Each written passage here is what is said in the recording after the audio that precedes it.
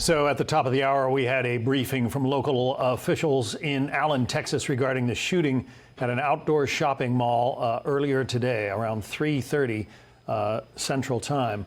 Both the FBI and the ATF are assisting local police at the scene. We now know that there are 9 fatalities as a result of this shooting and several other people who are in critical condition and might not survive. Joining us now, Bernard Zapor, the former special agent in charge at the Bureau of Alcohol, Tobacco, and Firearms. We learned from the congressman, Bernard, that the shooter in this case, who is now deceased, the shooter is not from Allen, came in from out of the community, not unlike the situation that happened at that Buffalo supermarket last winter when a young kid, I think a 19-year-old, drove in from several counties away and opened fire. Anything that tells you in particular in this case? You know, we can look at these events statistically over at least a 10-year period, and this is not anomalous. So the shooters come from different locations, different communities, and particularly, you know, some of the things that were said today about Allen being a safe community, absolutely it is for normal crime. An active assailant, active shooter is abnormal. You have somebody who is operating not like a human being, but really more like a machine. They lack empathy. They lack any type of human conscience. They're there for a singular purpose. They don't respond like a normal human being. That's why the only valid response, and law enforcement did it today, was to stop the shooter with violence.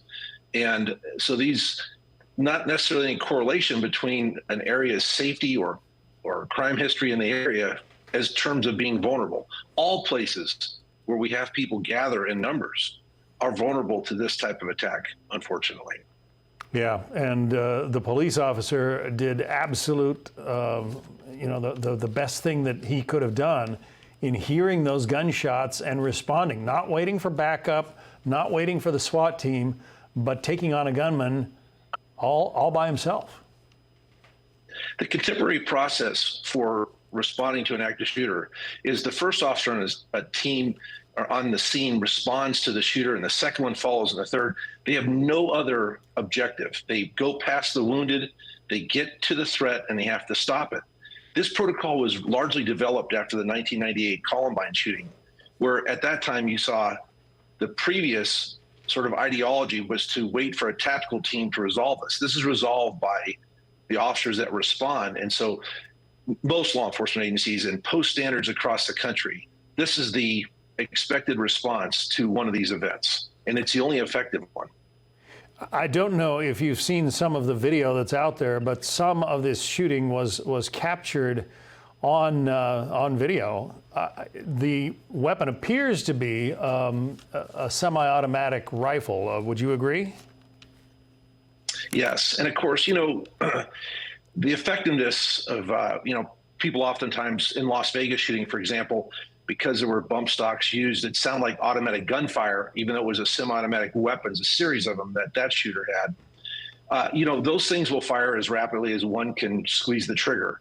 And the rapid fire is massively overwhelming because you're still hearing the recoil of the firing that preceded it. So it's pretty overwhelming. It sounds like automatic gunfire, but it's a semi-automatic weapon. And of course, you know, the capability of these things to reload and their ability to carry large-scale magazines gives a single person quite capability in doing a lot of damage. And so therefore, obviously, the only mitigation for this is another armed person, like law enforcement officer or a citizen. But there again, I just have to give all kinds of credit to that officer who I'm just guessing was carrying only a sidearm, a pistol, and took on a guy with, a semi-automatic rifle. Training prevails, and a winning attitude and training combined is what allows somebody to survive an event like this and be able to execute their objective, which is to stop the shooter. And thankfully, he prevailed today. Yeah. Thank God. Yeah, absolutely. You can see the number of people who were mystified and perhaps terrified by what was happening. This is a large outdoor mall. Some of these folks who were ushered out of there probably didn't even know what had happened, probably didn't even hear the gunshots. But those who did could be traumatized for a long, long time. All right, That's Bernard a critical Zapor, point. When former. we teach, Go ahead. Sorry, sir. No, go ahead. And that's a critical point. When we're teaching run, hide, fight, what we have to do is we're overcoming the body's physiological response to hostile gunfire, which is to freeze solid initially, and then the confusion that follows. And secondly, we should be anticipating that when we have large gathering of people, concerts, shopping centers, movie theaters, that we have to have some expectation that this is possible. And so the ability to have, say, somebody who's trained, a former law enforcement officer, a military veteran, for just this counter-assault purpose is very beneficial. Yeah. Again, that officer did a great job today. We appreciate it. Absolutely. Bernard Zapor, former special agent in charge at the ATF. Bernard, thank you for your expertise. Hey, Sean Hannity here. Hey, click here to subscribe to Fox News YouTube page and catch our hottest interviews and most compelling analysis.